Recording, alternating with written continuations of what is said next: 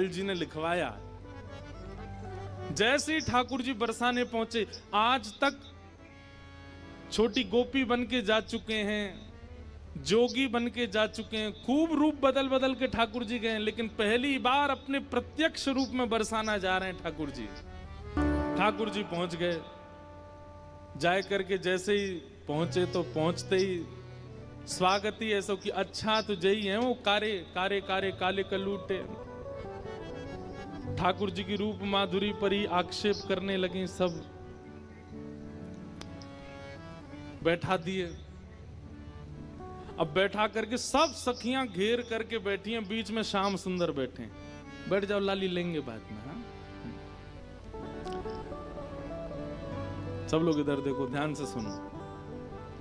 ठाकुर जी को बैठा करके सब सखियां घेर करके बैठी हैं और अब आपस में चर्चा करनी है। बीच में मनसुखा भी बैठा है।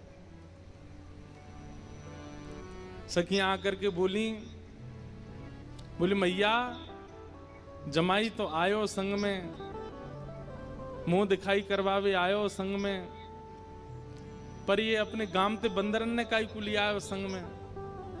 मनसुखा बोला, हम बंदर ना आए, हम लाला के सखा हैं, हमारे कहे बिना कछु ना करे लाला। हम कहें तो उठे, हम कहें तो बैठे, हम कहें तो चले, हम कहें तो सोवे, हम कहें तो खावे।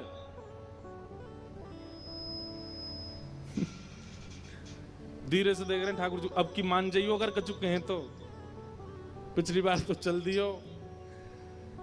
सब सखियां ठाकुर जी को कोई कान पकड़ के देख रही है, मैया कान तो ठीक है, आके नाक पकड़ के देख रही, मैया नाक ठीक है, या कि आंखन में घूर घूर के देख रही, बोले मैया आंख ठीक है, या कि मुखमंडल देख रही हैं, हाथ देख रही हैं, पाम देख रही हैं, चलवा के देख रही हैं, चलवा के देख रही हैं। सब गोपी करी, मैया चाल तो बढ़िया है, लेकिन नेक ऐसी लगे जनानी सी, जनानी समझे, ऐसा लगे नेक नेक कोई छोरी चल रही है का।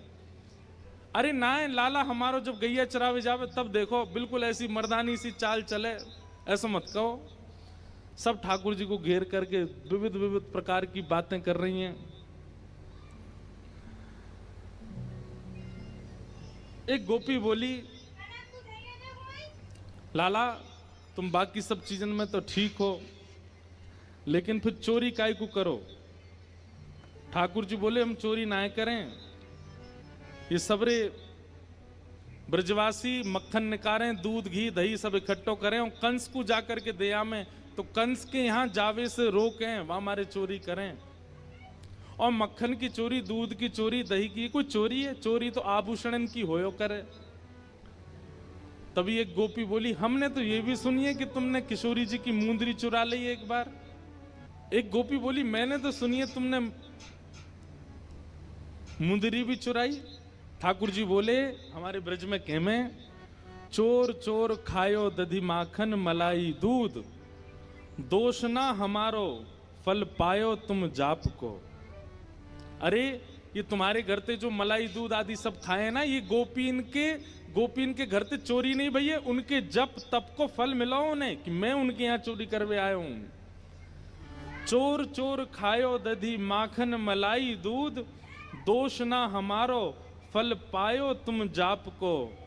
मैं तो यहाँ आयो ब्रज में जन्म है, मैं तो यहाँ ब्रज में जन्म हूं, भक्तन को सुख दऊं मेटू संताप को।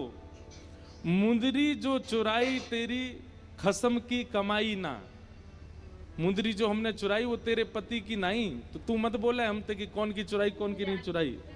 हम श्याम श्यामा एक, झगड़ो नहीं आपको, हम दोनों एक हैं, तुम कहा जानोगी यह बात। रहो तो गवारी, ढोरी रोकत है हमारी, जब प्यारी ही हमारी तो महल का तेरे बाप को। अरे तू हमसे का पूछ रही है? ये श्यामाजू तो नित्य हमारी हैं, ये सदीनते हमारी हैं, इनके संबंध में इतनी जांच पड़ताल और पूछ-तूछ तुम कर रही हो। अरे ये तो सदाते हमारी हैं, या मैं पूछने की कहा बात है। सब सखी बोली, हे कीर्ति मैया, जमाई तुम्हारो सर्वगुण संपन्न है, बोलवे में हूं आगे, उछलवे में हूं आगे, चोरी में हूं आगे, सब चीजन में निपुण है। इतनी देर से बात बना रहे, कभी मनसुखा कछु के, कभी गोपी सब कछु के हैं। सब गोपियां बोली भैया देखो ये मेल बन नहीं रहे हो ब्याह को। बोले क्यों ना बनो? बोले बात यहीं आके अटक रही है कि लाला तुम्हारो कारो है, हमारी किशोरी जी गोरी हैं। सब गोपियों में और मनसुखा में आपस में चर्चा होने लगी। राधा प्यारी कमल कली से, अरे भैया मनसुखा तू अपने लाला यहाँ ते ले जा। बोले काय को? बोले हमारी किशोरी जी तो कमल जैसी हैं, उनके सामने जो भौरा कितनो बुरा लगेगो, बगल में बैठो कैसो लगेगो, या हमारे तुम तो यहाँ ते ले जाओ। फीकी पड़गी यहाँ मुस्कन हरी की, ये कितने मुस्कुरा के सुंदर लग रहे हो, पर किशोरी जी की आती इनकी सबरी मुस्कुराहट फीकी पड़ेगी। कहीं और ही बात चलाओ, चलो जाओ जाओ, कन्हैया तेरो कारो है। सब सखियां कह रही हैं बोले ले जाओ अपने लाला, कहीं और ही ब्याह कर लो। तो फिर अगली पंक्ति में मनसुखा कह रहे हैं क्या?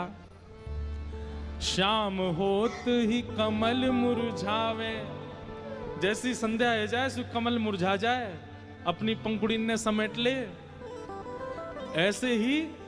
ऐसे ही लाल संग लाली की दशा है।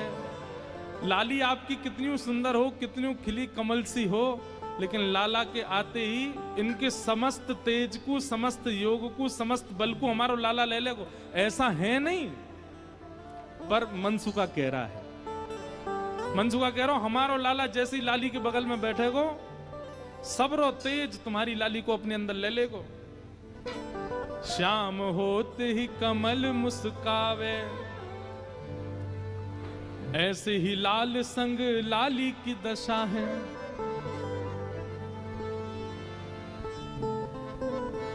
ठीक है, हम अपने लाला ले जा रहे हैं, और जैसे ही ठाकुर जी को हाथ पकड़ करके मनसुखा ले जाने लगो, दो चार सखीन के मुख मुरझाए गए। ऐसे मन में ना पछताओ, सुंदर वर पाओ। मानो जाते जाते कह रहे हैं मन में पछताऊं मैं, अब भी समय बोल दो तो हम रुक जाएं, लाला तो ब्याह करा देंगे श्री जी को। ऐसे मन में ना पछताओ, सुंदर वर पाओ, कन्हैया मेरो प्यारो है। तो मनसुखा क्या कह रहा है? श्याम होत ही कमल मुरझावे, ऐसे ही लाल संग लली की दशा है। अरे तुम्हारी लाली कितनी प्रकाशमान क्यों ना हो, हमारो लाला जैसे ही आए करके बगल में बैठेगो, सबरे तेज को अपने अंदर ले लेगो। ऐसे मन में ना पछताओ, सुंदर वर पाओ। मन में पछताओ मत। हमें पता है मन ही मन तो आप सब लोग ये सोच रहे हैं कि आपकी किशोरी जी से भी ज्यादा सुंदर आपको वर मिल रहा है। सुंदर वर पाओ, कर लो ब्याह, कोई चिंता वाली बात नहीं है।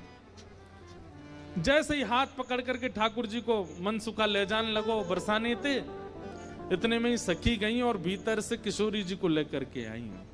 आहा, मनसुखा कह रहा हूं मेरो लाला मेरी बात माने, अब मैं कह रहा हूं चल लाला देख मेरे संग नंदगाम जा रहा है। इतने में सखी सब किशोरी जी को लेकर के आई। ठाकुर जी जा तो रहे थे मनसुखा के संग, लेकिन जैसी किशोरी जी आती दिखी, ठाकुर जी तो वहीं स्तब्ध रह गए। मनसुखा खींच तो ही जा रहा हो, ठाकुर जी हिल नहीं रहे, वहां से सामने देख रहे। लाला कहाँ हो, कौन को देख रहा है? ठाकुर जी तो दूर से ही बलैया लेने लगे, तरण तोड़न लगे किशोरी जी को देख करके। आहा, सन्मुख आई जब कुंवर किशोरी, सन्मुख आई जब कुंवर किशोरी, देख लाल किए न्योछावर तोरी, देख लाल किए न्योछावर तोरी। गिरधर मन में मुस्काए, श्यामा के मन भाए, जोरी ये अति प्यारी है। गिरधर मन में मुस्काए, श्यामा के मन भाए, जोड़ी ये प्यारी है। हाँ गिरधर मन में मुस्काए, श्यामा के मन भाए, जोड़ी ये अति प्यारी है। गिरधर मन में मुस्काए,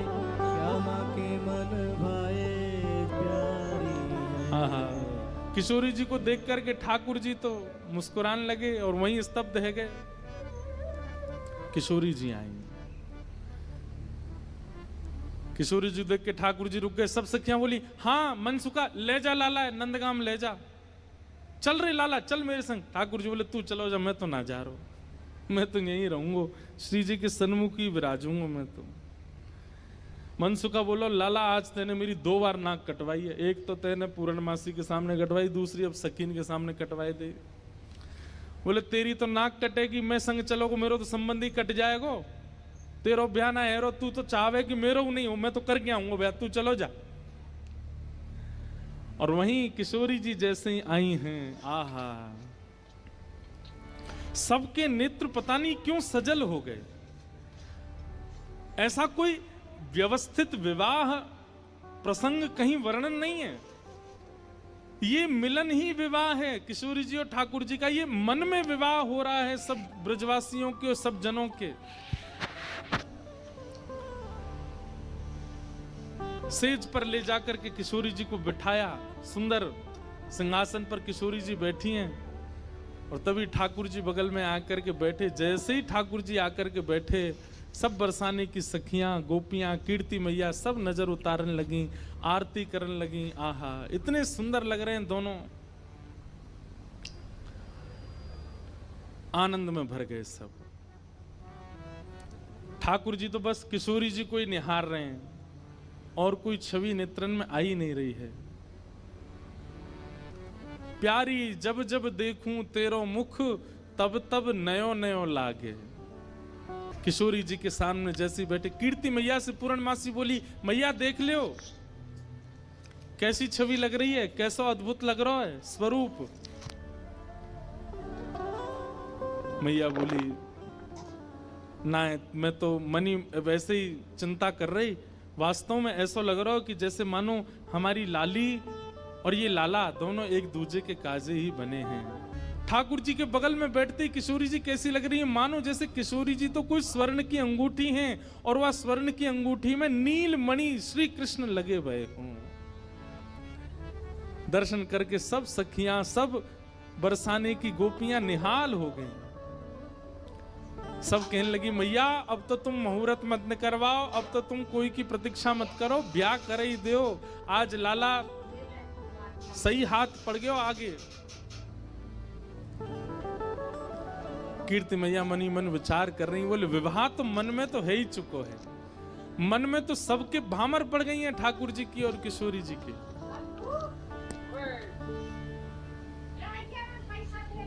आहा कैसी सुंदर छवि लग रही है, लेकिन अभी भी कुतूहल बंद नहीं हो रहे हैं सब लोगों के।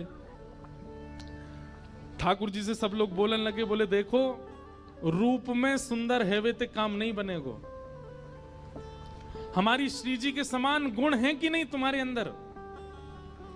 मधुमंगल मनसुखा बोलो, बोले देख लो जो कहोगे हमारो लाला करके दिखाई देगो, सब करवे में निपुण है हमारो लाला। ठाकुर जी बोले हमारे गुण देखने हैं। मनसुखा कहने लगा, लाला वंशी बजाए के दिखा दे इन लोगन को।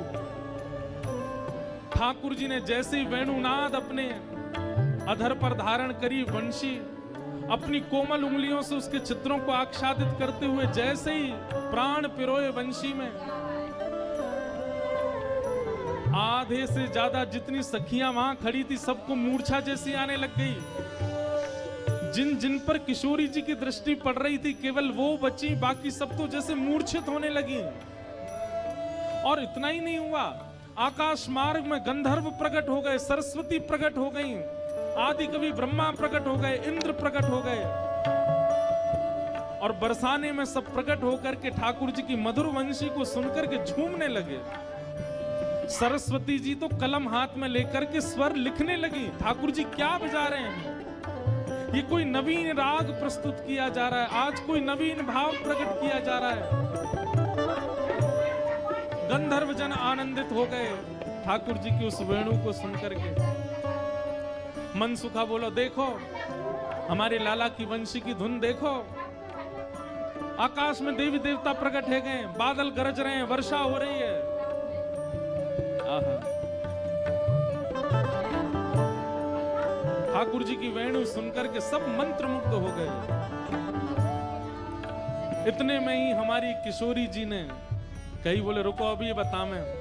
और तब क्या हुआ, बैठे हरि राधे संग, बैठे हरि राधे संग, कुंज भवन अपने रंग, कुंज भवन अपने। ठाकुर जी ने ऐसी वंशी बजाई महाराज कि सब सखियां तो मूर्छित होने लगी। आकाश मार्ग में देवी देवता प्रकट हो गए। प्रकट होकर के ठाकुर जी की मधुर स्वर को सुनकर के सब मानो आश्चर्यचकित हो गए। मन सुखा बोलो, गोपिंद देखी हमारे लाला की वंशी देखी, आधी तो तुम में तो मूर्छित है गई, और आकाश में देखो देवी देवता प्रकट हो गए। लाला की वंशी सुनवे के काजे, ऐसो ऐसो संगीत को गुण हमारे लाला में है। अरे याते बढ़िया छोरा कौन सा मिलेगा, गुण संपन्न है, यही तो ब्याह करो। इतने में ही हे प्यारी तब गायो बीन, प्यारी तब गायो बीन, प्यारी तब गायो बीन। बीड़ा उठाई है किशोरी जी ने। सकल कला गुण प्रवीण, सकल कला गुण प्रवीण, अति नवीन रूप सहित, अति नवीन रूप सहित, तान वह सुनाई, तान वह सुनाई। हे बैठे हरि राधे संग, बैठे हरि राधे संग। ठाकुर जी देखे सुबेरे ते है गई हमें आए भय, कभी हमारे रूप की परीक्षा, कभी हमारे गुण की परीक्षा, कभी हमारे नाम की परीक्षा। ये परीक्षा ही करते रहेंगे, हमारा ब्याह तो कराएंगे नहीं। सोई ठाकुर जैसे ही किशोरी जी ने वीणा बनाई, प्रसन्न है करके सब उपहार देने लगे। ठाकुर जी ने अपने गले की माला उतार के चुप किशोरी जी के गले में डाली, और वहां ते तुरंत भाज गए नंदगाम। बोलो नंद के लाला की जय। अब किशोरी जी मान करके बैठ गईं। एक दिन निकुंज में मिले, ठाकुर जी बोले श्री जी मान काय को कर रही हो? बोले अधूरो ब्याह करके गए हो, पूरा ब्याह ही ना कियो, बस माला खुद पहनाए की और भाज गए वहां ते, अधूरो ब्याह कियो है। ठाकुर जी बोले कैसे करता हूं, वहां पर सबरे घेर के बैठे मुए।